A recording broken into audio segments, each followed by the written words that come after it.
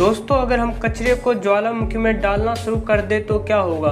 अगर हमने ऐसा किया तो ये बहुत ही बड़ी गलती होगी, क्योंकि ज्वालामुखी बिल्कुल भी स्टेबल नहीं होते। एक बार एक साइंटिस्ट ने सिर्फ 30 ग्राम कचरे को लावा में फेंक दिया था। देखो फिर लावा कैसे उबलने लगा था। ये तो सिर्फ 30 ग्राम कचरा था। अगर हम वोल्केनो में ज्यादा कचरा डालेंगे तो ये फटने के साथ साथ इतनी जहरीली गैसेस छोड़ेगा कि हमें पूरी जिंदगी गैस मास्क लगाने पड़ेंगे। और तो और अर्थ पर खतरनाक तेजाब की बारिश होने लगी।